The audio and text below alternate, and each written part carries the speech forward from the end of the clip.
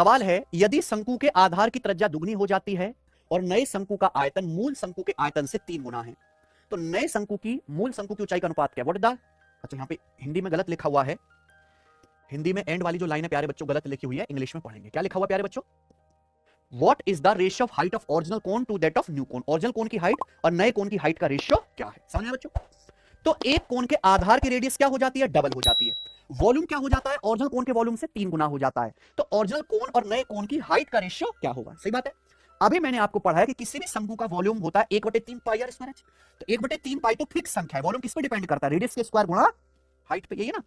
अगर मुझे बच्चों हाइट का रेशियो निकालना है तो कैसे आएगा? वॉल्यूम के रेशियो को रेडियस के स्क्वायर के रेशियो से डिवाइड करेंगे। ये शंकु के हाइट का रेशियो आ जाएगा ना। वॉल्यूम के रेशियो को किससे भाग कर दो? रेडियस के स्क्वायर के रेशियो से। ठीक है, तो एक शंकु है, इसके आधार की त्रिज्या दुगनी हो जाती है और नए कोण का वॉल्यूम ओरिजिनल कोण के वॉल्यूम का 3 गुना हो जाता है। यानी कि अगर ओरिजिनल कोण का वॉल्यूम पहले 1 था तो नए कोण का वॉल्यूम कितना है बच्चों? 3। ये वॉल्यूम का रेशियो है ना।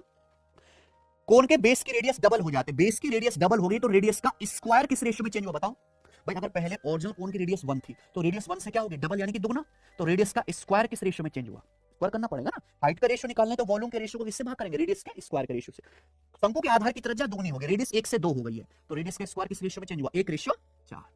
तो पूछा है ओरिजिनल वाले कोण और नए वाले कोण, पहले वाले कोण और नए वाले कोण की हाइट का रेशियो क्या? कैसे आएगा बच्चों? ये वॉल्यूम और रेडियस के स्क्वायर के रेशियो को क्या करेंगे? भाग करेंगे, डिवाइड करेंगे। और आपको पता है, मैं पहले भी शायद बता चुका हूं कि अगर दो रेशियो को डिवाइड करना है तो डिवाइड करने का शॉर्टकट क्या है? दो रेशियो को डिवाइड करना है तो हम लोग ऐसे क्रॉस मल्टीप्लाई कर देते हैं। 4 एकम 4 रेशियो 1:3। ये आ गया रेशियो। कौन सा ऑप्शन है प्यारे मित्र? 4:3। समझ में आया ना भाई? आइए आगे चलते हैं, करेंगे। सवाल नंबर है आपके सामने तीसरा। ठीक है, सेक्शन कंट्रोलर के एक पेपर का सवाल है, बताइए।